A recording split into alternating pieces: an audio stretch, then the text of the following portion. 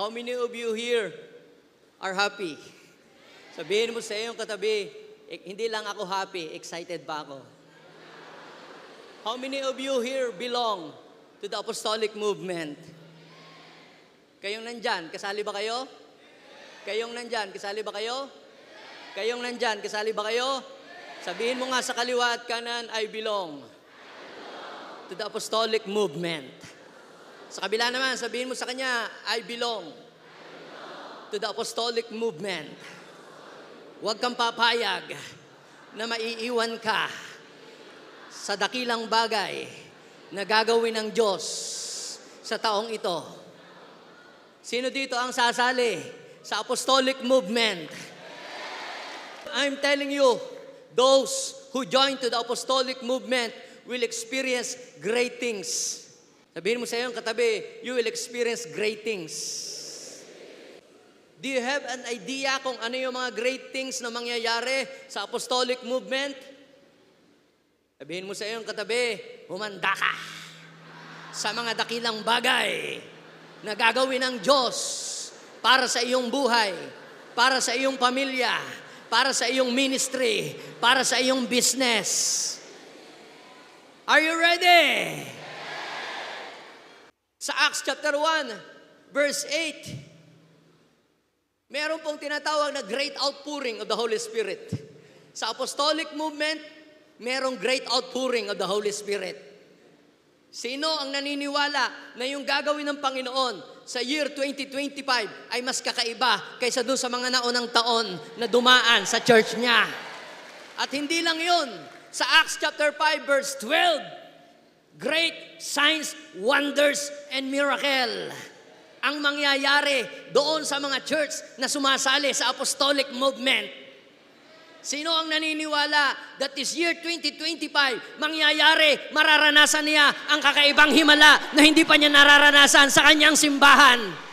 Sabihin mo sa iyong katabi kung yan ay pastor, pastor, sa simbahan natin yon. Sa Acts chapter 5, verse 14, ano ang sabi? There will be a great harvest of soul. Sabihin mo sa iyong katabi kung yan ay pastor, pastor, sa simbahan uli natin yon. Sa Acts chapter 2, verse 43, great reverential fear of the Lord. Ang mga tao matatakot gumawa ng kasalanan, matatakot mangupit, namamatay. At ito ang malupit. Sa Acts chapter 4, verse 33 and 35, great outpouring of financial blessing will happen to your church. Kung naniniwala ka na ang 5 dakilang bagay na ito ay mangyayari sa simbahan mo, tumayo ka at sabihin mo sa kanya, sa church namin yan! Come on, ipagmalaki mo, you must be proud. Sabihin mo sa katabi mo, hindi ako papayag na hindi yun sa church namin. Yung parang nanggigigil, sa church namin yun. Sumabay ka. Kung hindi ka sasabay, maiiwanan ka. You will be left behind. Pero kung ikaw ay sasabay, mararanasan mo ang mga dakilang bagay na mangyayari sa gagawin ng Diyos sa ating simbahan. Come on. There will be a great outpouring of financial blessing sa mga church ninyo. Makakabili kayo ng lupa, makapagpapatayo kayo ng church. Makakabili kayo ng mga sasakyan. Makakabili kayo ng coaster. Sabihin ninyo, sa church namin yun. Hindi ako papayag na hindi yun sa church namin. Hallelujah! Pwede rin ho kayo magtanim ng Bitcoin at ng Ethereum at saka XRP. Now, listen. Ang message na ibinigay po sa akin ay Apostolic Foundation. Nung ibinigay po sa akin yung topic na yon, Lord, I have no idea about the Apostolic Foundation. Ang naiisip ko, pag ako'y nagpe-pray, yung ipinapahid ng aking asawa sa kanyang mukha, tsaka ng mga anak. Foundation. Nagtanong ako sa ChatGPT, sa AI, walang masabi. Patungkol sa Apostolic Foundation. Pero salamat sa Diyos, dahil sa JA1, meron tayong sariling AI. Ano yun? Anointed Intelligent. Sabihin mo sa iyong katabi, miyembro ako ng AI. Hindi OA. Sa Ephesians chapter 2, verse 19 and 22, ang sabi ni Paul, consequently, you are no longer a foreigners and strangers, but fellow citizens with God's people and also members of His household. Sa ibang translation ay member of His family. Sabihin mo nga sa iyong katabi, I belong to JA1 family. Built on the foundation of the apostles, prophet, as Christ Jesus Himself is the chief cornerstone. In Him, the whole building are joined together and rises to become a holy temple. And in Him, sabihin mo sa iyong katabi, you too are being built together to become a dwelling in which God lives by His Spirit. Pwede bang sabihin mo sa iyong katabi, kapatid, just hold on to the apostolic foundation.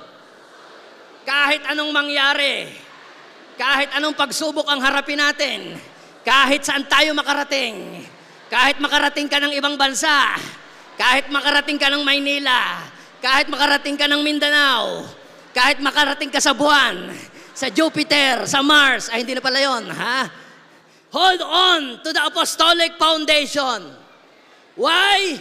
Sapagkat ikaw ay magiging matatag at magiging matibay kapag tama ang pundasyon na iyong kinalalagyan. How foundation is important. Kung kayo po ay napasyal na sa Italy, sa province of Pisa, meron doon dinadayo ng mga tourist na place para lamang po magpa-picture dahil sa kakaibang style ho ng building na nakatagilid. Yun po yung Tower of Pisa. Kayo ba'y nakapagpa-picture na diyan? Yung iba ay mga vlogger, bumibisita dyan. Yung iba nagpapa-picture sila. Pero alam niyo po mga kapatid, ang purpose po ng tower na yan ay hindi lamang ho para maging background sa picture. Bakit yan ay nagkaganyan? Noong 1173, nung yan ho ay sinimulang itayo, nagkaroon ho ng malaking problema. Dahil po yung ilalim ng lupa na pinagtatayuan po ng tower na iyan ay tubigan. Hindi po nila nahukay ng maayos. Kaya ang hukay po ay umabot lamang po ng 10 feet na hindi suitable para sa 8th floor na structure. At nung itinayo na ho yung first floor, kumiling na ho agad ng 2 inches. Nung nilagay ho yung second floor, lalo hong kumiling. Nung 8th floor. Alam nyo po, natapos ho yan sa loob ho ng 200 taon. Itinigil na ho nung kontraktor po ang pagtatayo at ang laki na po ng nagastos. At alam niyo po kung bakit? Dahil po ang problema ay hindi naging maayos po ang pundasyon. At dahil hindi naging maayos ang foundation, nadipit po yung purpose na dapat sana ay lalagyan huyan ng bell para i-gather ang mga tao para pag mag-church ay di merong paghudyat. Pero dahil sa ang foundation ay swallow foundation and weak foundation, nadipit po yung purpose. Sabihin mo sa iyong katabi, para hindi madipit ang purpose ng Diyos sa iyong buhay, dapat palalimin mo ang pundasyon ng iyong pagkakilala kay Kristo. The deeper the foundation determines the rise of the building. Kung gaano kalalim ang pundasyon, diyan nakasalalay ang taas ng building na ilalagay. So, yung pong foundation, mga kapatid, diyan ho nakasalalay ang structure ng buong bahay. Yan po ang magdadala ng buong bigat. Kaya pagka ho malakas ang bagyo at matibay po ang pundasyon, yun ang inyong bahay ay nakakasiguradong hindi ho yan mawawasak. Ngayon naman sa spiritual, how foundation is important. Strong foundation enables us to endure every storms of life.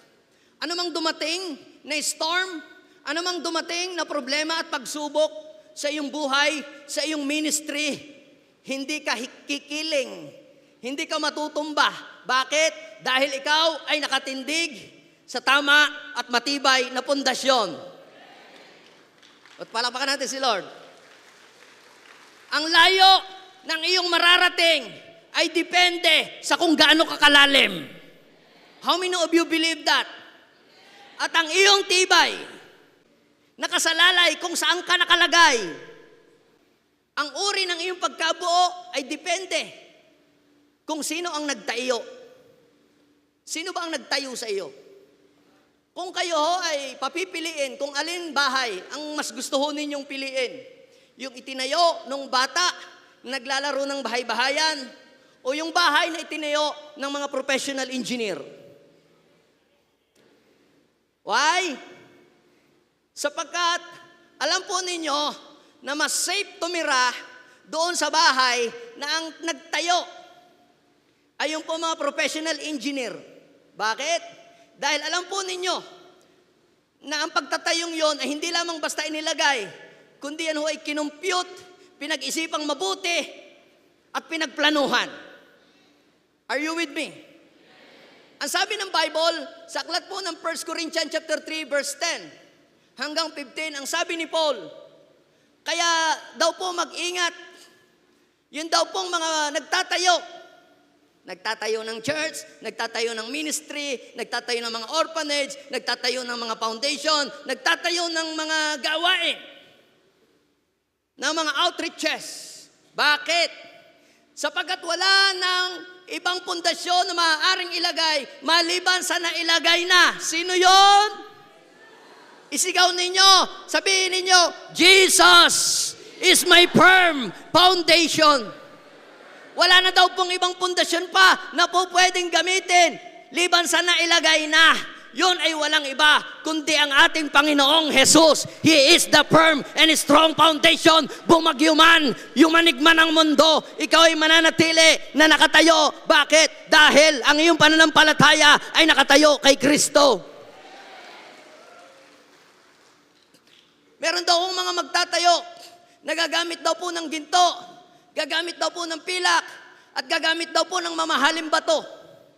At meron naman daw pong magtatayo, nagagamit ng kahoy, gagamit daw po ng damo, at gagamit ng dayami. Sa iyong pagbibuild ng church ngayon, sa ministry na hinahawakan mo, what kind of materials that you are using? Ito pong binasa ko po sa inyo mga kapatid na verse, ay meron pong dalawang uri ng materyales. Una yung tinatawag na incorruptible, yung hindi nabubulok. At unflammable, yung hindi nasusunog. Yung gold, yung silver, at yung mamahaling bato. Kahit padaanin mo yan sa apoy, kahit padaanin mo yan sa tubig, ang ginto pa rin yan. At lalong kumikinang pag dumadaan sa apoy. Samantalang yung kahoy, yung damo, at saka yung dayami, yan po ay mga corruptible materials. Yan po ay mga flammable materials. Pag dumaan sa mga bagyo, pag dumaan sa init, yan po ay rumurupok at nasisira. Kaya yung mga Kristiyano na masaya lang pag may blessing, masaya lang pag may jowa, masaya lang pagka may love gift, pero pag may pagsubok na, nag-give up na, ang iyong tinayo ay damo. Kaya sabihin mo sa iyong katabi, ano ba ang klase ng materyales ang ginagamit mo? It is possible to have a right foundation and use a substandard materials. Kaya sabihin mo sa iyong katabi, kung magtatayo ka na din lang, kung maglilingkod ka na din lang sa Diyos, gintuin mo na. Amen? May nakakakita man o wala, magpatuloy ka. Amen? Nakikita man ng pastor o hindi, pinapalakpakan man o hindi, magpatuloy ka, gawin mo yung ginagawa mo, hindi ka sa tao naglilingkod, kundi sa Diyos. Sometimes, very popular and common na sa atin that the labor in the Lord is not in vain. Sa ulo niyo po ba yun? Favorite verse natin. Our labor in the Lord, sabi ng 1 Corinthians chapter 15, verse 58, is not in vain. Ano yung klase ng labor na hindi in vain? Hindi nawawala ng kabuluhan. Dahil hindi lahat ng labor may kabuluhan. Yung iba dayami, yung iba damo. Pero mayroong labor na ginto at pilak. Kanino kayang labor yon? Sabihin mo sa iyong katabi, our labor in the Lord is not in vain. Bakit? Kasi yari sa ginto.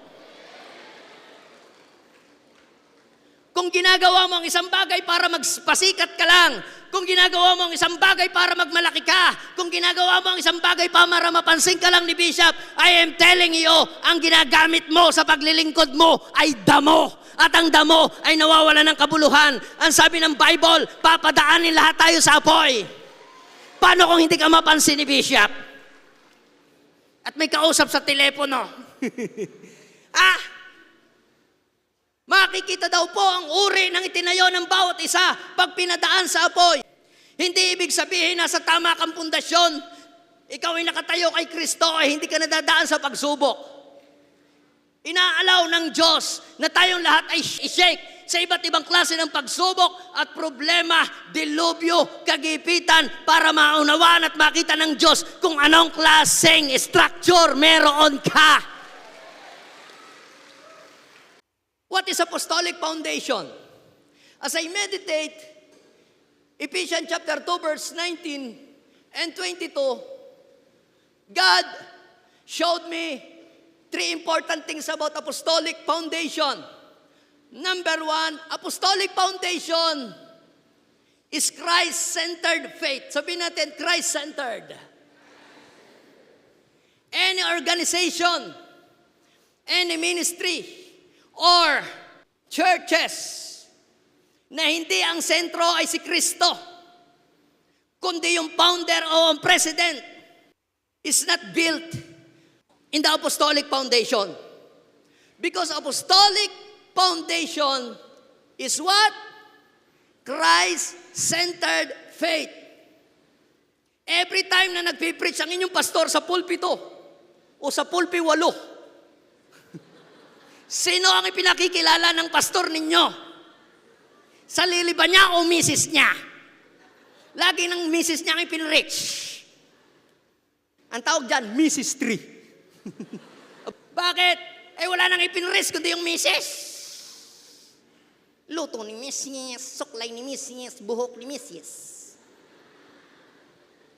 Kapatid, ang apostolic foundation is Christ-centered faith. Hindi nakapokus sa founder. Hindi sa pastor o sa reverend ang focus ng message kay Jesus Christ.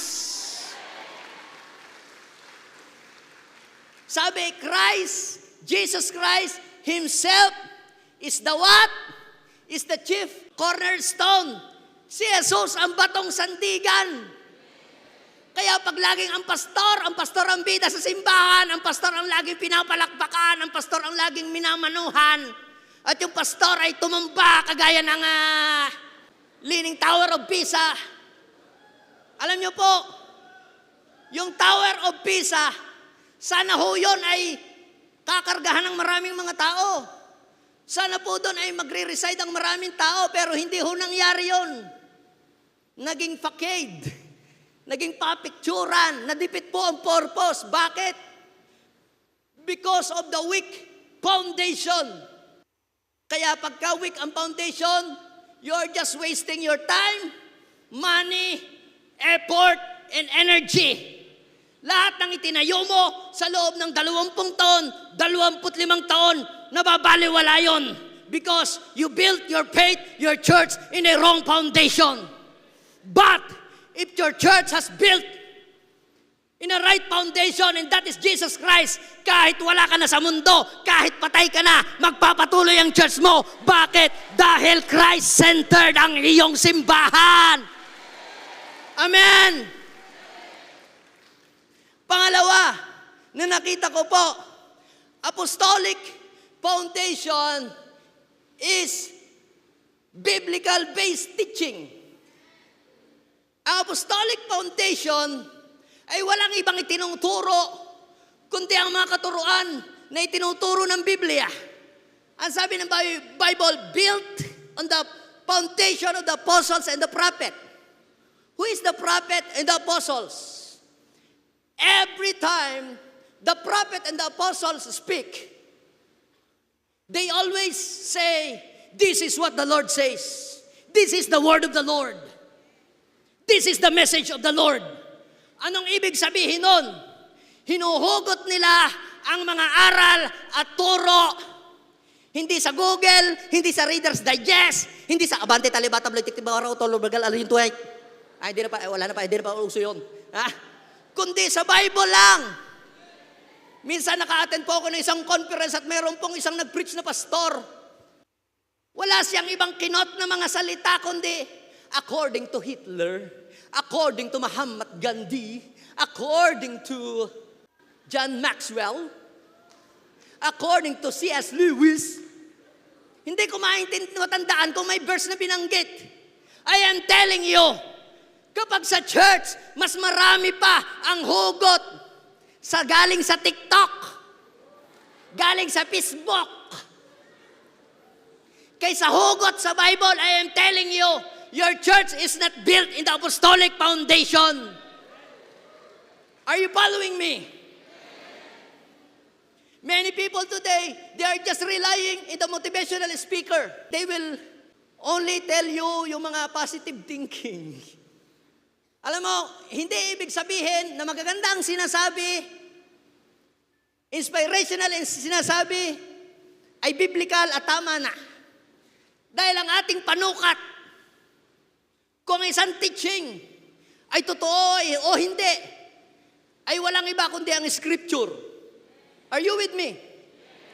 Without the scripture, your church cannot stand alone. Pangatlo na nakita ko po sa verse na yan, apostolic foundation is spirit-filled life. Ang mga apostles, yung mga nabuhay sa unang wave ng apostolic movement, hindi po sila mga lamigin na believers. Sino po dito ang nabaptize na ng water? Nagpa-water baptize na. Sino naman dito yung nabaptize na ng Holy Spirit? Sino dito yung hindi pa nababaptize ng Holy Spirit? Sino dito ang baptism lang niya, yung water baptism? Kaya yung mga baptism lamang water baptism. Yung mga Kristiyano yan, lamigin. Kita niyo pag binabautismuhan yung mga yan, akin ang tulya. Sabihin mo sa iyo katabi, bawal sa apostolic movement ang Kristiyanong lamigin. Kung lamigin ka pa rin hanggang ngayon, sinasabi ko sa iyo, magbago ka na, panahon na para tanggapin natin ang apoy na mula sa Espiritu Santo. Si Peter, filled with the Holy Spirit, nung siya po ay mag-preach, 3,000 agad ang naligtas. Sabi ko, Lord, gusto ko ng ganong apoy. Ako nga 3,000 na ang preaching, isa pa lang ang naligtas. Kaya sabihin mo sa iyong katabi, kailangan natin na bautismuhan tayo sa apoy. Bakit? Dahil maiiba ang takbo ng ministry mo pag nag-aapoy ang buhay mo. How many of you believe that? Ano ang sabi ni Paul? And in Him, you too are being built together to become a dwelling in which God lives by His Spirit. Kaya ang bawat isa sa atin, mga kapatid, ay sinabi ni Paul that our body is the temple of the Holy Spirit. And you must use your body to glorify the Lord. Palapakan natin ang Panginoon. Sabihin mo sa iyong katabi, ang itinakda ng Diyos, ang itinayo ng Diyos, hindi mo dapat palitan. Do not even try to change. Why? Because you will be in trouble later on. Hindi po pwedeng yang haliging yan. Isang araw, wala kang pera, bakbakin ko kaya yung haliging yun, kukuhanin ko yung bakal, palitan ko na lang ng kahoy, natukod. Tapos pipinturahan ko na parang mukhang bato din. Hindi po pwedeng ganon. Bakit? You will be in trouble later on. Naalala ko, yung pong isang farmer, yung husband, farmer. Parang siya, yung bang burnout na sa kanyang ginagawa. At siya nagdasal sa Panginoon, sabi niya, Lord, ano ba naman yan? Lagi na lang ganito ang buhay ko, nakakapagod na itong ginagawa ko. Trabaho na ng trabaho. Maghapon, nasa bukid. Lagi na lang ako nandito sa farm. Yung aking misis, nandun lang sa bahay. Walang ginagawa. Sabi niya Panginoon, pagpalitin mo na lang kami. Ako na lang ang maging siya. At siya na lang ang maging ako. Para maranasan niya ang aking hirap na dinadanas dito sa bukid. At sabi ng Lord, anak, masusunog ang iyong kahilingan. Kinabukasan biglang bumangon na yung kanyang asawa. Na dati misis niya, siya na ang naging misis. Biglang nag-kiss muna sa kanya. At nagpapunta na sa bukid. Nagtanim doon sa farm. Nagdilig ng mga halaman, maghapon. Samantalang ito namang semester na naging misis, umagang-umaga pa nagluto na. Naghanda ng mga pagkain at baon ng anak. Pagkatapos habang namamlansya nagpapainit ng tubig. Pinapaliguan ng mga anak. Pagkatapos na paliguan at pakainin inihatid pa sa school. Grade 1, grade 2 hanggang grade 3. Parang Christ terraces. Pagbalik sa bahay, naglaba, naglinis. Nag-ayos ng mga hinigaan. Maya-may nagluto ng pangtanghalian. Sinundo na yung anak. Pag-uwi, gumawa pa ng assignment. Sinasabunutan pa ng anak na maliit. Panahingi ang piso. At nung gabi, sabi niya, Panginoon, pagod na po ako. Biglang dumating yung asawa, lasing.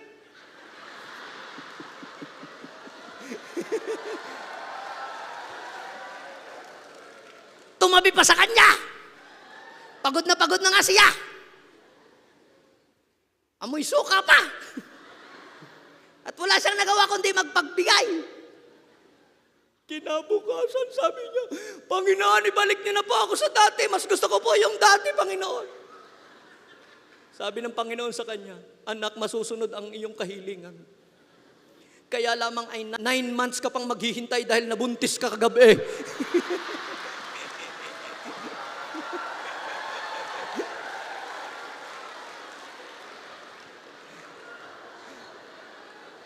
akala mo, yung problemang pinagdadaanan mo sa ministry, yun na ang pinakamabigat. Kapatid, pinakamagaan na yan.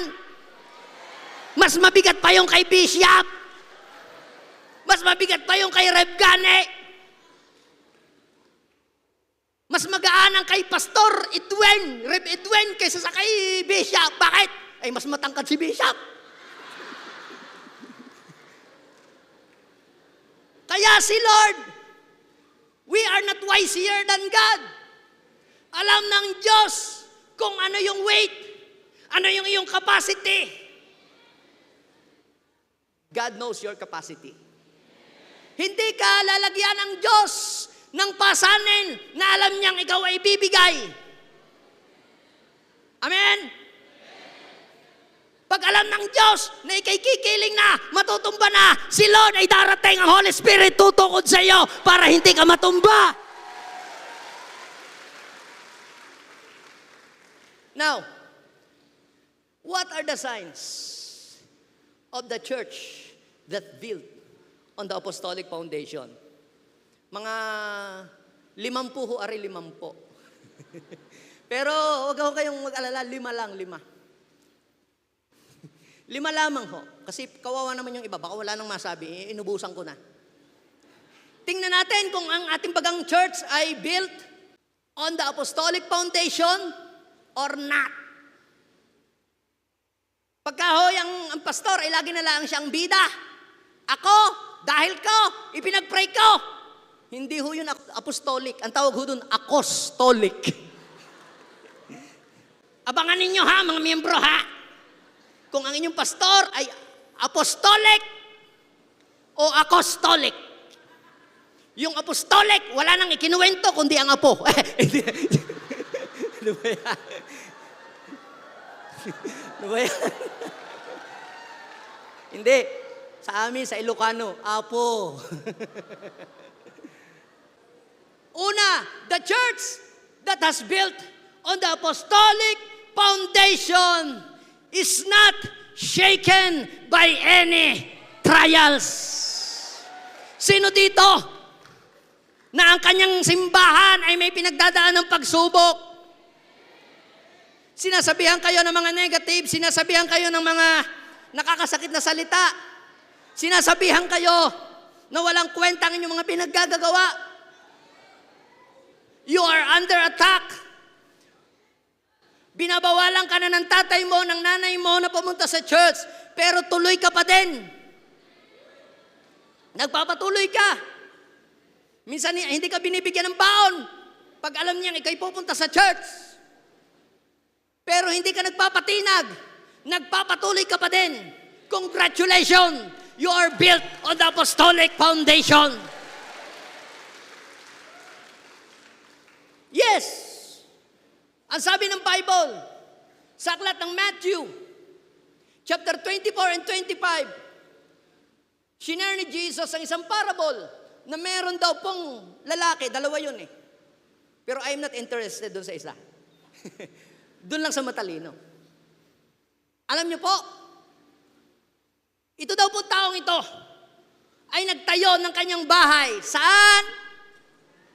Saan? Sa ibabaw ng pundasyong bato. Now, Jesus is talking about Himself. Si Jesus, He is the rock of our salvation. Si Jesus is our chief cornerstone. At ang sabi, yun daw pong nagtayo sa ibabaw ng bato. Dumating daw po ang bagyo, malakas na hangin, ipo-ipo, baha. Pero nanatiling nakatindig at hindi nagiba. Ang mga Kristiyano na nakatayo sa bato na walang iba kundi si Kristo, dumating man ang kagipitan, dumating man ang bagyo, hindi ka magigiba. Sabihin mo sa iyong katabi, hindi tayo magigiba. Bakit? Lahat ng nakatayo sa pundasyon ng kanyang pananampalataya, yung Christ-centered faith, hanggang sa wakas, yan ay nananatiling tapat. Hanggang wakas yan naliligtas. Alam nyo, siguro may mga kasabayan kayo sa discipleship. Madami kayo, kayo na lang ang natira. Nag-MGR, 1, 2, 3. Madami kayo, tapos ikaw na lang ang nagpatuloy. Nasaan na yung iba? Alam niyo po mga kapatid, patunay lang yon kung saan ka nakatayo. Pangalawa, the church that has built on the apostolic foundation has a right theology. Sabihin natin, right theology. Pag sinabi po nating theology, yan po ay mula sa, kinuha sa Greek word na salita, na dalawang salita, theos and logos. Yung pong word na theos, means God. At saka ho yung logos means word. So, kapag sinabing theology, ito ho ay mga aral patungkol sa pagkakilala mo sa Diyos, aral patungkol sa paraan ng pagsamba, aral patungkol sa pamumuhay bilang isang Kristiyano, at mga practices na ginagawa sa loob at labas ng ating simbahan. How's your theology?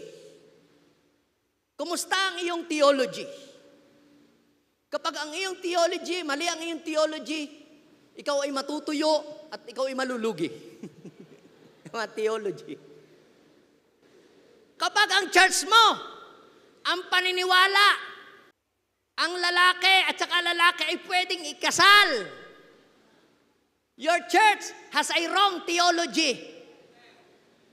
Ang nakalagay sa Bible, ang ikinasal ng Diyos ay si Adam at si Eve. Hindi si Adam at si Steve.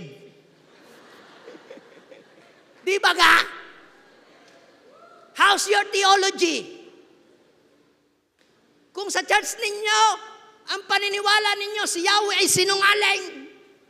Si Yahweh ay malupet. Si Yahweh ay mamamatay. Your church has a wrong theology. And your church is not built on the apostolic foundation. Yes. Kapag ang church ninyo, ang turo, wala nang himala. Ang inyong church is built sa faith ni Nora Honor. Wala nang himala.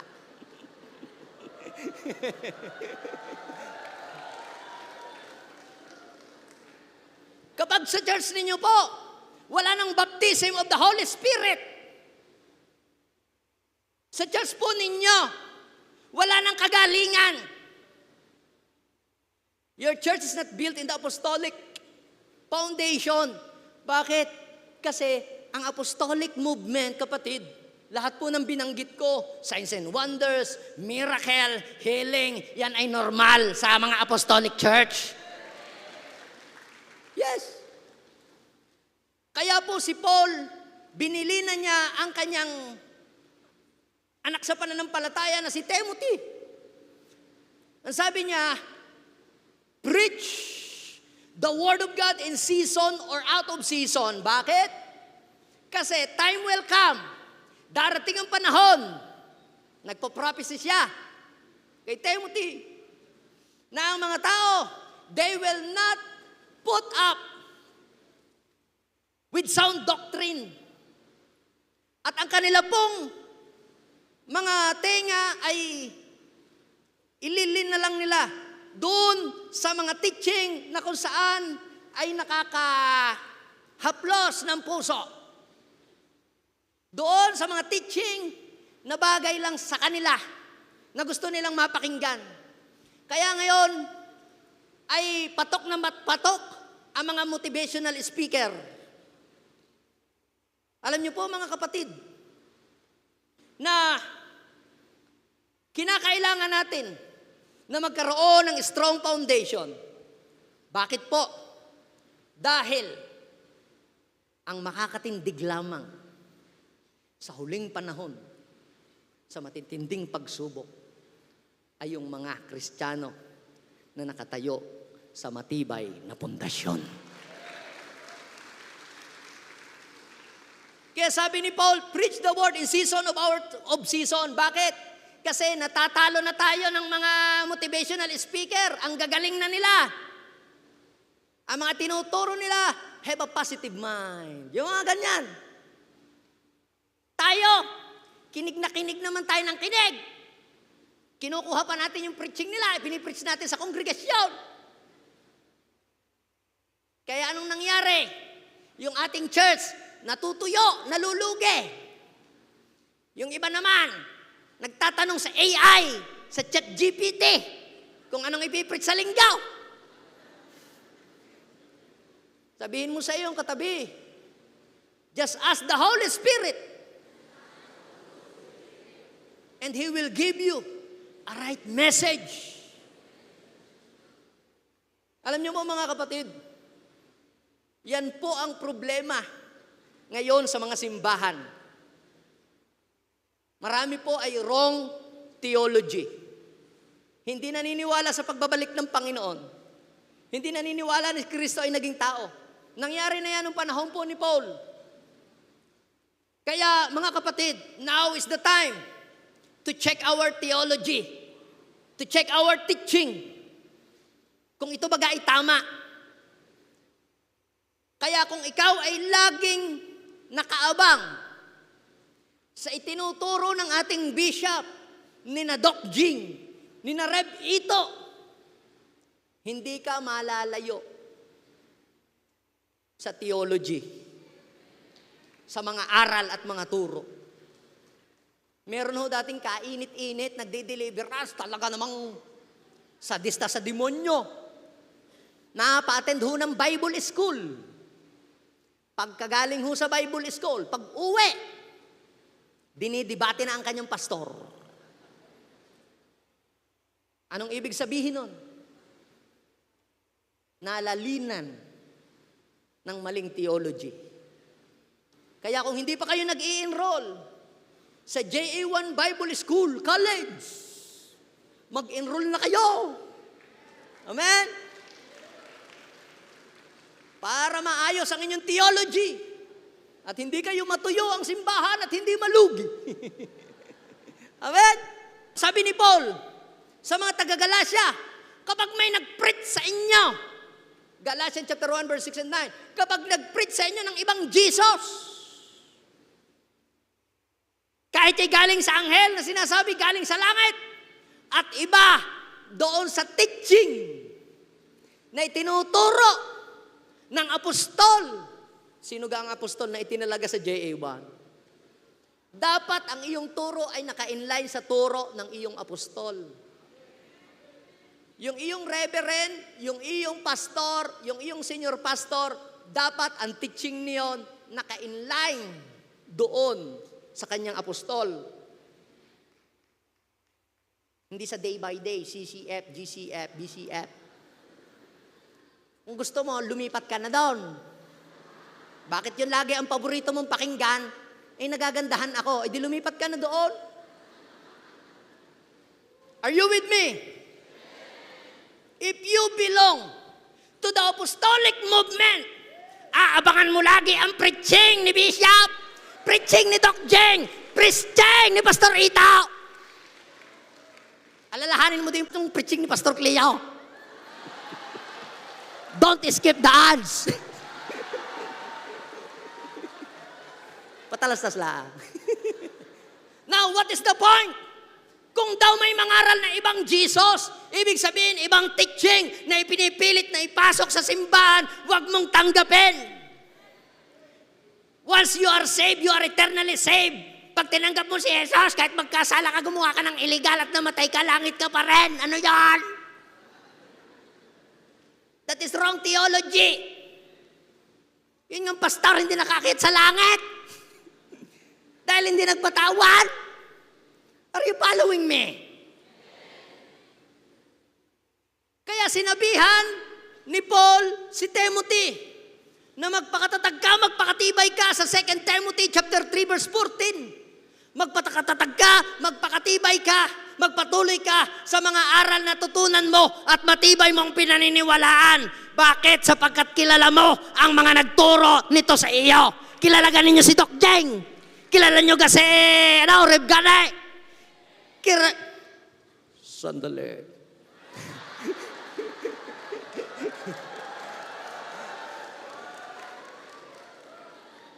Alam niyo,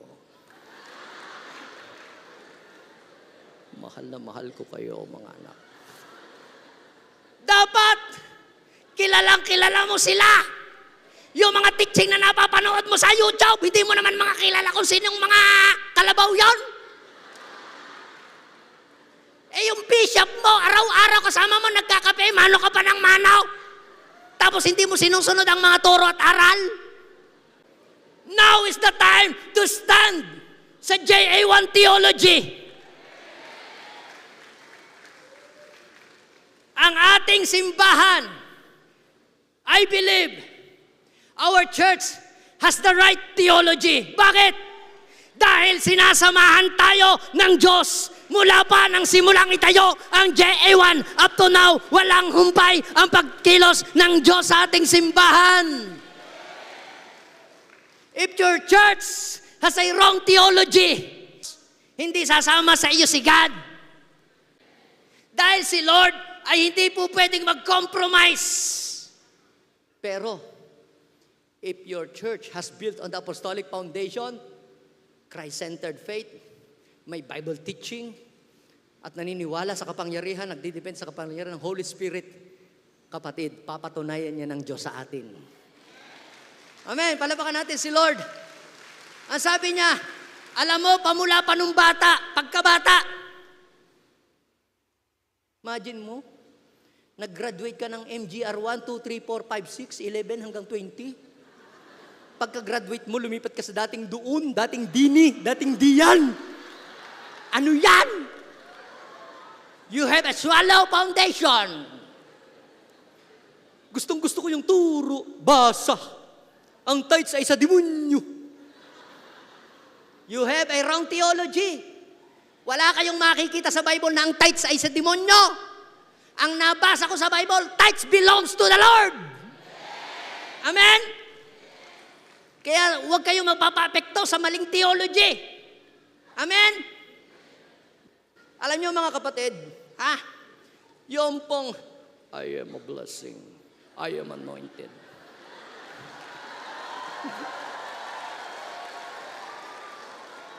Ang tawag ho diyan ay halige, dingding, kisame. Our foundational teaching is this. I believe in the Holy Scripture. Alam niyo yon? Ang ating simbahan ay naniniwala sa Holy Scripture. Ito ay inspired by the Lord. Pangalawa, we believe in the eternal Godhead. We believe in the fall of man. We believe in the repentance and acceptance. We believe in the plan of redemption. We believe in the salvation through grace. Alam niyo po ba yun? We believe in the new birth. We believe in the baptism and the Lord's Supper. We believe in the gift and proof of the Holy Spirit. We believe in the divine inner healing and deliverance. We believe in tithes and offering. Kung hindi yan mo pinaniniwalaan, naniniwala ka sa deliverance, pero hindi ka naniniwala doon sa tithes and offering, you are not built in the apostolic foundation. Are you with me? Kaya pagka itinuturo na yun sa simbahan, tatakbo ka na sa CR. We believe in the Great Commission. We believe in the salvation of the spirit of the dead. Yun ay pagka nagkaroon ng encounter sa deliverance. Why? Dapat yun ho ay kapitan natin. Any teaching na bubunggo sa ating declaration of faith must eliminate in our church. Why? Dahil yung teaching na yun ay sisira sa haligi, magiging anay. Kaya baka kayo, mas masipag pang dumalo at makinig sa mga conference ng ibang mga simbahan kaysa mga conference ng JA1. Sinasabi ko sa inyo isang araw, ang inyong haligi, aanayin yan. at magigiba ka. Are you following me? Kaya bilinan ni Paul. Ha? Magpakatibay ka, magpatuloy ka doon sa narinig mong teaching nung una. Kapitan mo yon. Dahil kilala mo kung sino ang magturo noon. Kayong mga tagalas Piñas. Kilala ba ninyo si Rev Edwin? Anong ibig kong sabihin? Dapat ay kilala ng kongregasyon ang tinig ng kanyang shepherd. Huwag kayong kumuha ng kung mga sinong guest speaker. Galing sa Baptist, sa Methodist, Satanist. Tapos nagtataka kayo, bakit yung inyong, kung kanin-kanino sunod ng sunod? Bakit? Ha? Kung ikaw ay pastor, ha? Your first job is to teach people. To lead, to teach. Hindi mo dapat ibigay yan sa iba. Bakit?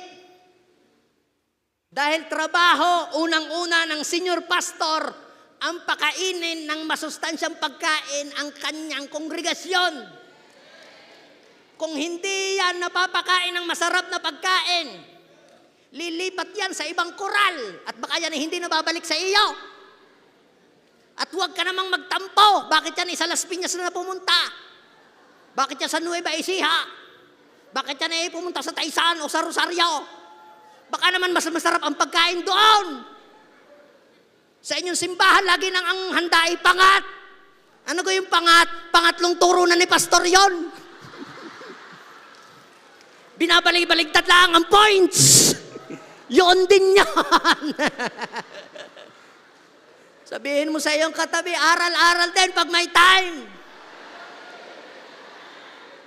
Ang unang-unang trabaho ng pastor, una ito, to pray to the congregation. Sabi ni Jethro, ikaw ang mananalangin. Pangalawa, ikaw ang magtuturo. Pangatlo, ikaw ang pipili ng mga leader. Are you following me? Ibig sabihin, if you are senior pastor, your job is to equip the saints to do the ministry. Ako, mas gusto ko ang magluto sa church namin, hayain na lang sila ang magturo. Grabe, senior pastor ka, ikaw magluluto? Yes, napatunayan mo na ang iyong pagiging servanthood. Pero nung ikaw ay ni-level up na ng Panginoon, it's about time na ipasa mo sa iba at ikaw ay mag-concentrate doon sa iyong trabahong ipinapagawa ni Lord. The number one theologian in your church is the senior pastor. Kaya sabi ni Paul, ito, study and show thyself approved unto God. Ako, tamad ako talagang mag-aral. Nung ako'y high school. Pero wala ako magawa eh. Kailangan, kahit hindi ko maintindihan yung English. Kailangan kong aralin yun. Bakit? Para hindi ko mailigaw yung kongregasyon na nasunod sa akin. Para hindi ako matuyo at hindi ako malugi. Kaya marami simbahan ngayon, lugi. Kasi ang pastor, hindi na nangangaral. Nagni-networking na laa. Nagbibenta na laa ng mga herbal. Tsaka mga, yung mga pampaputi. Kaya sabihin mo sa iyong katabi, now is the time to focus to our calling. Kaya sinabi ni Paul, ang ating panlaban sa mga wrong theology ay ang scripture, di ba? 2 Timothy 3:16, lahat ng kasulatan, kinasiyahan ng Diyos, magagamit sa pagtuturo ng katotohanan, pagtutuwid sa baling aral, pag-aakit sa matuwid na landas ng pamumuhay, para daw ang mga lingkod ng Diyos, laging handa sa mabubuting gawain. Another thing, pang-ilan na? Pang-tatlo. The church that has built on the apostolic foundation has a clear vision. Sabihin natin, clear vision. Ang church na walang vision, nangangapa. Ang church na walang vision, walang direksyon. Alam niyo po, nagustuhan ko dito sa JA1. Kaya ako nagpatuloy dito. Malinaw ang direksyon. Non-stop ambition. Bakit? Kung kayo po ay nasa simbahan na walang vision, umalis na kayo, nauna. Bakit? Sayang ang inyong panahon, wala kayong mararating. Ang church na walang vision, walang nararating. Bakit ang bilis ng ating expansion at growth? Because our bishop received a clear vision. Yes, malinaw sa kanya kung saan pupunta. Kaya ang church that built on the apostolic foundation, alam niya ang kanyang dinadaanan. Hindi naglalakad sa dilim. Hindi pa iba-iba ng itinuturo. Ngayon, grace. Bukas, prosperity. Bukas. Dito, deliverance from the beginning until the end, until the coming of Jesus Christ. Yes, kasi yun ang ipinapagawa. Kung yun ay sa kanila, di yun, hayaan sila doon. Pero ito ang vision ng Lord sa atin. Amen? Now, ang sabi ni Paul sa Acts, chapter 26, verse 19, I was not disobedient to the vision from heaven. Kaya nga, ang ginawa niya, because of that vision, isinet aside niya yung anumang mga bagay. Philippians 3:7 and 8, yun daw mga bagay na kanyang pakinabang, ibinilang niyang kalugihan. Makamtan lang yung higit na mahalaga. Magawa lamang kung ano yung pinapagawa ng Lord. Ano ang sabi niya sa 12, 13, 14? One thing I do. Isa lang ang kanyang ginagawa. Nakapokus lang siya sa vision. Alam niyo ang sabi niya sa Romans, chapter 15, verse 20, it is my honor. Sa ibang translation, sa NIV, it is my ambition. It is my honor and constant passion to be a pioneer who preaches where no one has ever even heard of the Anointed One. Sino dito ang kanyang vision ay makapagbukas ng JA1 doon sa wala pang JA1? Kung may JA1 na naman sa Las Piñas, huwag na kayong tumabi. Doon naman sa kadami pang wala kung may JA1 na naman sa Nauhan, huwag niyo naman ipaubayan na ninyo yung kay kay Pastor June. Kadami pang wala. Sabi ni Bishop sa akin, nung pumunta sa Pangasinan, alam mo, Cleo, ang Pilipinas ay may 1,634 municipalities. Ambition ko, malagyan lahat ng JA1. Alam niyo po, sinakyan ko yung vision ni Bishop. Kaya lamang ang problema, paano ko kaya sasabihin yun sa aking mga tao? The Lord gave me a vision sa Pangasinan. At sinabi ko po sa mga tao namin, hindi ko iniiba. Our vision is to conquer the whole Pangasinan by putting up churches in different towns, municipalities, barangay, to connect every family to God and making them a true followers of Jesus using our gift of inner healing and deliverance. Pagka ako magpipreach, kahit sa ang outreach, kahit anniversary, conference ng mga satellite churches namin, paulit-ulit ko pong sinasabi, this is our vision to conquer the... Parang yung, I am anointed, I am the deliverer. Parang ganon. The Spirit of the Lord is upon me. Ginoong Maria, napupuno ko na. Ay, hindi pala. Hindi na pala yun. Lagi kong paulit-ulit na sinasabi. Alam niyo po, kasasabi ko ng kasasabi, ngayon, 28 churches na kami sa Pangasinan. I have 40 pastors who are dedicated and in love serving the Lord. Bakit? Sila'y naglilingkod hindi dahil sa akin. They are serving the Lord because they understand the vision. Come on, pastors. If you want your congregation to support you, show them a clear vision na move ang tao hindi sa needs, kundi doon sa vision. Alam niyo po, magbigay po kayo. Mapuputulan na po tayo ng ilaw sa ating simbahan. Hindi na move ang tao sa gayon. Kami din naman, pastor, mapuputulan na ng ilaw. Pero pag naintindihan nila ang vision, nako, kahit walang-wala, gagawa yan ng paraan para lamang makikabahagi sa vision. Yes! Because vision can move people into action. Di nyo ba napapansin? We are moving in the apostolic in our church. Bakit? Ito. Tingnan ninyo ang galawan, Ang mga turo sa leadership.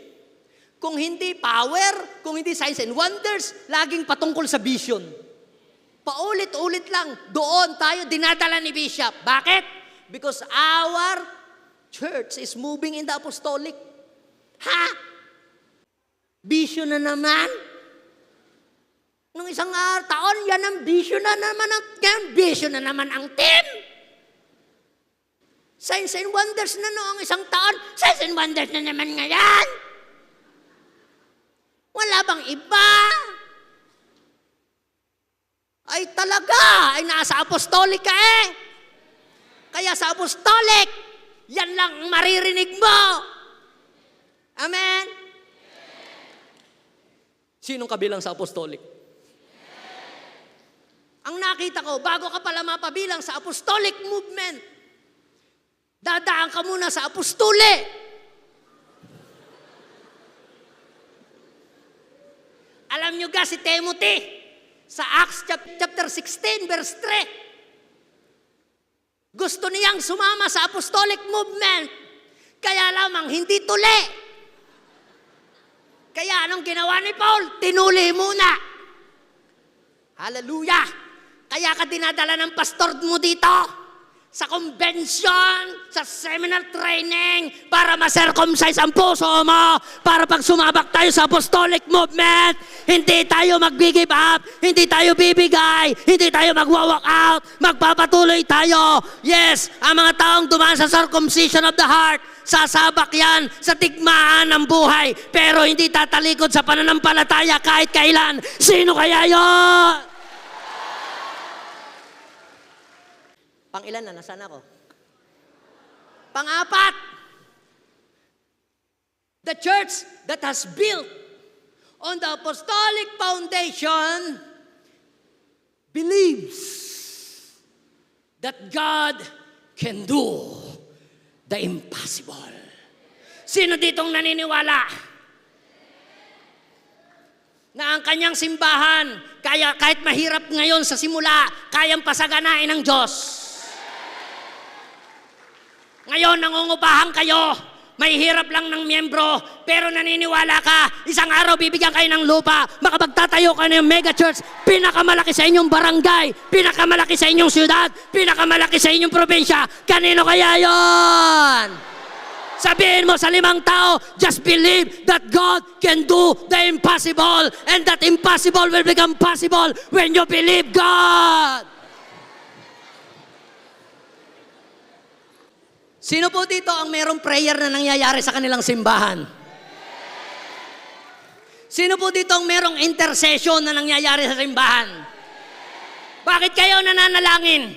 Wala lang? Pandagdag sa program? Para may ma-report sa pastor o ma-report sa bishop na merong activities? Isang bagay ang alam ko, sa church namin, kaya kami nananalangin. Bakit? Dahil kami naniniwala na kapag kami nanalangin, yung mga bagay na imposible ay kayang gawin ng Diyos sa buhay namin. Kaya ang church na lumalakad sa apostolic movement, kakambal ng simbahan nila ang pananalangin. Alam niyo po, nung unang nag-i-start po ako sa ministry, hindi ko po maintindihan ang aking sarili. Minsan gigising ako ng malasais, pupunta ako doon sa prayer room namin, magpe-pray ako. Minsan inaabot ako alas 6, alas 11 na pala. Yun yung starting point, yung doon ako nagsimula. Wala naman akong alam kundi lumuhod lang at saka mag-pray. Panginoon, mahabag ka, kumilos ka. Pangasinan is for Jesus. Jaiwang Pangasinan will grow bigger and stronger. Yan ang mga prayer ko. Pag ako'y sasama, pupunta ho kami sa camp, si Bishop ay magtatawag na. O Cleo, ilang kayo sa dagupan? Hindi ako makasulpot. Bakit? Nakakahiya. Wala ho akong madala. Nadadala, marami. Pero yung nadadala, wala. Pagkakatapos ng nandun pa yun sa kumintang, alam niyo yung ginagawa ko? Pagkakatapos po ng isang session, tatakbo ako dun sa room. Panginoon, magaling pa ang mga taga Cavite. Magaling pa ang mga taga Mandaluyong. Magaling pa ang mga taga Rizal. Niyaya ni Galang. Yung Diyos nila, Diyos din namin, Panginoong mahabagin. Naabutan ako ni Pastor Rene. Ako'y pinag-pray. Hallelujah! Hallelujah! Yan si Pastor Rene. Pastor Pleno! You are not only a pastor, you will train more pastor of pastor. Nandun ako yun. Alam niyo po, naawa ang Diyos. Naawa ang Diyos. Nagmog. Nagbunga aking panalangin. Nakapagdala na ho ako dito ng 2 bus na mga leader.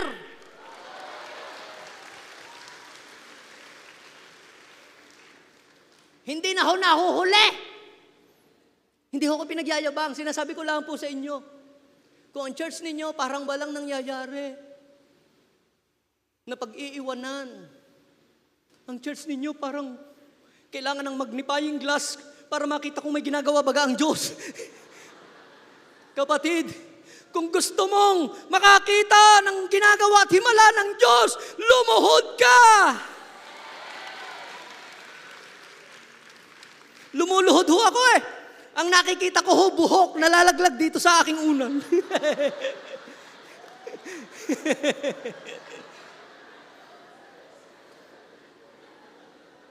Ang pinakamalakas na stronghold ho namin doon, yung Manawag. Ang mga tao doon ho pumupunta. Minsan yung ini-invite ko, hindi sa church namin pumunta sa Manawag. Isang araw, dininig kami ho ng panalangin, ng Lord ng panalangin, nagkabukas ho tayo doon ng small group. Ngayon magbubukas na ho kami ng church. Nabangga ho ako. Papunta ho ako sa Manawag. Ako nabangga. Masarap parang natutulog pag nagdra-drive. Sa sobra kong pagod. Ano nangyari sa akin? Sabi ko, Lord, hindi ako papayag na walang tatay yung simbahan sa Manawag na yan. Muntik na akong namatay diyan. Hindi ako papayag na wala. Alam niyo po, purihin si Lord. Kahit ako'y kinabahan ng pumunta doon. Nagpatuloy yung ating isang assistant doon. Ngayon ho, isa sa pinaka-uhaw na simbahan at talagang meron pa nga ho doon patay na nabuhay eh. Patay na ho, clinically dead. Pinag-pray ho ay nabuhay eh, hanggang ngayon buhay pa.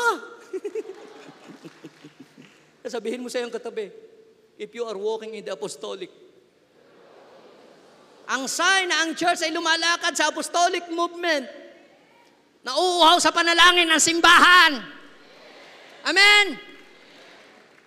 Si Peter sa Acts chapter 12, verse 5 hanggang to the following verses, siya o ay nakulong, pinakulong ni Herodes. Kasi nung mapatay si James, natuwa ang mga Hudyo. Kaya ang napagtripa naman ngayon na ikulong ay si Peter. At nung ikinulong si Peter, kinadinahan, pinabantayan. At kinabukasan ay lilitisin. Pero anong ginawa ng mga Kristiyano na naniniwala? Alam niyo po, walang kawalaan na si Peter doon. Kung si James nga napatay, si Peter pa, matatakutin yon.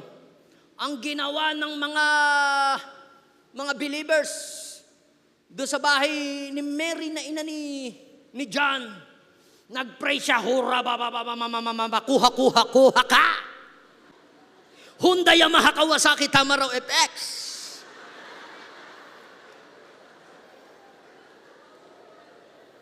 Alam nyo, isang gabi, nagsugo ang Lord ng angel Si Peter na napaka-imposibleng makawala. Grabe, natanggal ang tanikala, nakalabas sa pinto, pangalawang pinto, pangatlong pinto, hanggang nakalabas. I believe, maring ikaw ay nasa difficult situation, your church is walking and passing through the bad situation and impossible situation. Just pray in the Spirit, just intercede, makakalabas kayo sa mga bilangguan na kinalalagyan nyo ngayon. Kanino kayang church yon?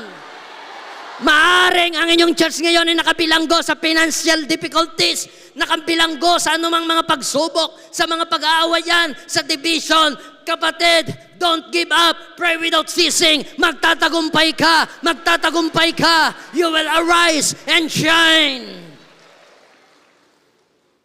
Now, last, the church does not build in the apostolic foundation has an abundance mindset. Sabihin natin, abundance mindset. Alam niyo po, mga kapatid, we are blessed sapagkat ang ating apostol ay tayo ay iminulat na hindi tayo dapat aasa sa mga politiko, aasa sa mga Amerikano, aasa sa Diyos lamang. Alam niyo, minsan nagte-testify kami how the Lord bless us, our churches, sa kapagpapatayo ng mga simbahan sa iba't ibang mga location. Nakabili din tayo ng lupa, worth 5 million. Ano po ang sabi sa amin nung taga-ibang church? May foreigner na natulong sa inyo. Kapatid, kapag may pangangailangan sa inyong church at ang utak mo, saan magsusulisit, saan mangangaruling, saan magbibigay ng kaninong politiko lalapit? Hindi yan ang tinuturo sa atin ng ating apostol. Are you with me? Sabi ng Bible sa aklat ng 1 Corinthians chapter 8, 9 verse 8, magagawa ng Diyos na pasaganain kayo. Sabihin mo sa iyong katabi, kung mayayaman ang politiko, mas mayayaman ang mga taga-J1. Amen? Oh, magagawa daw ng Diyos na tayo pasaganain upang sumagana tayo daw para sa paggawa ng mabuti. Bakit ang church minsan ay naghihirap? Sa dalawang dahilan. Una, because of poor psychology. Sabihin natin, poor psychology. What is poor psychology? Pag sinabi po nating poor psychology, ito'y tumutukoy sa paniniwala. Maaaring inaitanim ng nanay mo, ng magulang mo, ng kabarkada mo na na-share sa iyo. Dito na ako, ipinanganak na akong mahirap na ako. Diba? Yung mga ganon. Wala sa aming naging mayaman, kaya hindi na rin ako yayaman. Wala nakatapos ng pag-aaral, kaya hindi na tayo makakatapos. That is poor psychology. Tumutukoy yan sa ating mga iniisip. Pangalawang dahilan bakit ang simbahan ay naghihirap, because of wrong theology. Sabihin natin, wrong theology. Pag nagbi-business, karnal. Hindi ko totoo yun. Bakit si Abraham, in love sa Lord, pero businessman? Diba? Lagi nagtatayo ng altar. Money is the root of all evil. Mali po. Dahil ang nakalagay po sa Biblia, love of money. Depende sa kung sino ang naghahawak. Ba't kayo nagbibuild ng mga church kayo mga JA1? Di ba? Iiwan natin yan, dadating na si Lord? Yes. Aalis tayo. Pero paano yung may iiwanan? Saan sila sisilong? Ang sabi po ng Proverbs 13 verse 22. Ano ang sabi? Proverbs 13. Good person leaves an inheritance. Sino dito ang good person? Siyempre, hindi naman kayo aamin kayo yung evil. Ano daw ang good person leaves? Inheritance. Kung matuwid kang tatay, matino kang tatay, hindi ka aalis na ang iiwanan mo sa pamilya mo, puro utang.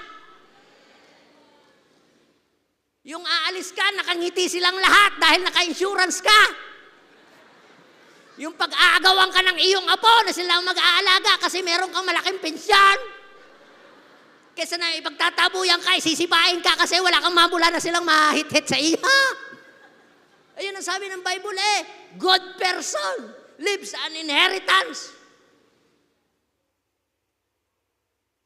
Yes, aalis tayo, pero may maiiwanan. We are building buildings for the next generation. Dahil kung tayo'y nagre-renta lang habang panahon, pag wala na yung pastor, wala lusaw na, sana attend yun? Kung saan-saan. Pero kung may building tayo na ipatayo, kahit wala na tayo dito, hindi tayo mag-aalala. Yung apo natin, yung mga yan, magpapatuloy yan. Pag may problema yan, tatakbo sa church. Magpapalakas yan. Bakit? Kasi meron kang naiwanang naipatayong legacy. Come on. Ano po ang sabi po ng Bible? Maaring ang church ninyo, sino po dito ang church niya may pinagdadaanan ngayong difficulties? Yes, financial difficulties. Problems. Umamin na kayo. Tayo-tayo lang naman dito eh. I have a good news for you. Sabi ng Psalm 66, verse 11, you brought us into prison. Maaring ikaw ngayon ay nakakulong sa matindi at mabigat na problema. Kagaya nila. Yung book of Psalms 66 ay nagtetestify sa nangyari sa mga Israelita during the time of slavery. You brought us into prison and laid us burden on our backs. Parang si Bishop. Sabi niya kagabi. Di ba? Pero kung ikaw man ay pinagdadaanan ng mga problema, difficulties, I am telling you, hindi habang panahong nakakulong ka sa sitwasyong yan.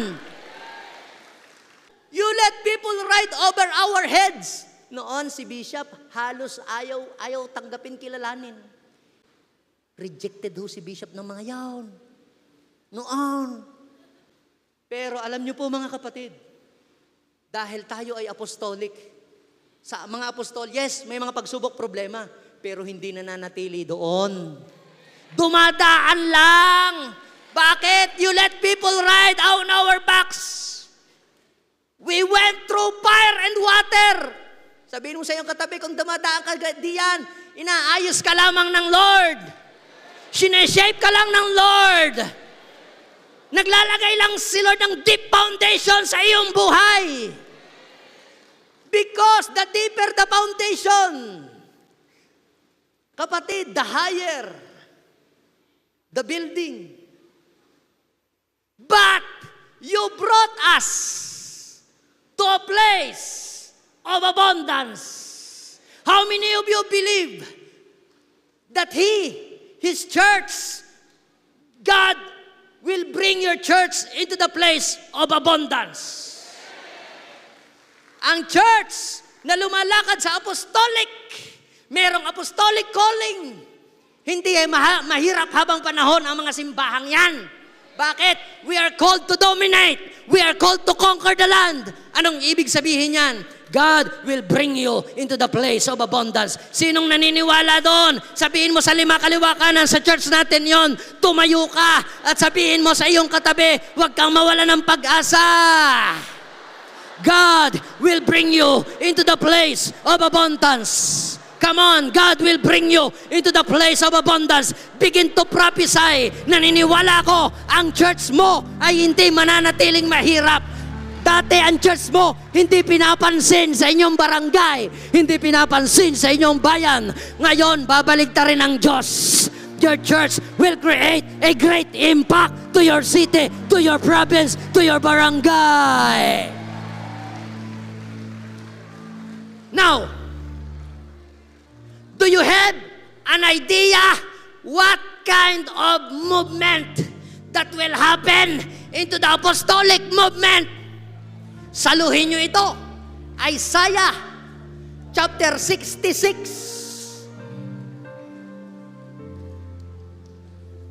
Sinong nasasaluhin yan? Ngayon, sabi, we are in a new season. Season of apostolic movement. Unstoppable move of God. At kung wala pa kayong idea, what kind of unstoppable is that? Basahin mo ang Isaiah chapter 66 verse 12. Sabihin mo sa iyong katabi, give me your GCash account. Give me your bank account. Ano ang sabi? Padadalahan kita. Isigaw ninyo, padadalahan kita ng walang katapusang kasaganaan. Sinong naniniwala doon? Begin to shout.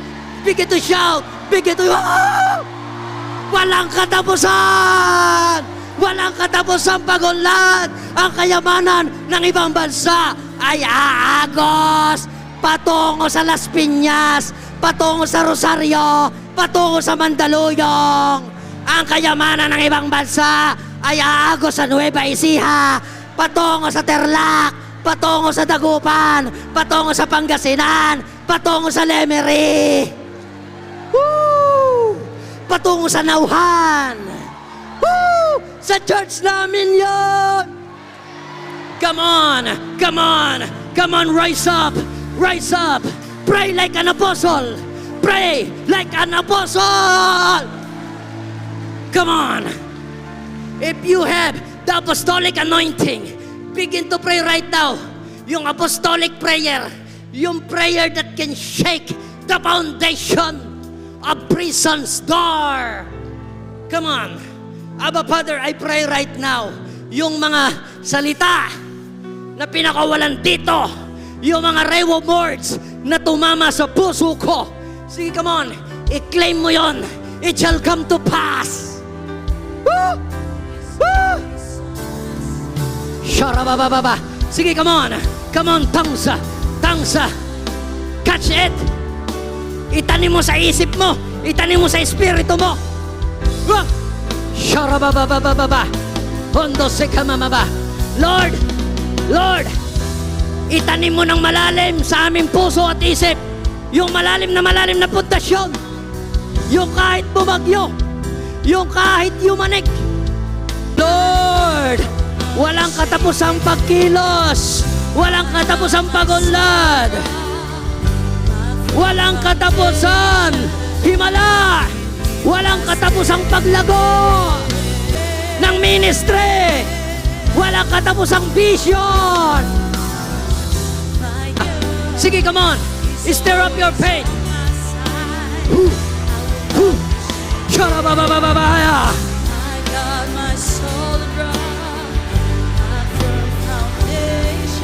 Ramasiya labaya rehaya. Sharabaya rehaya. Jesus, Jesus.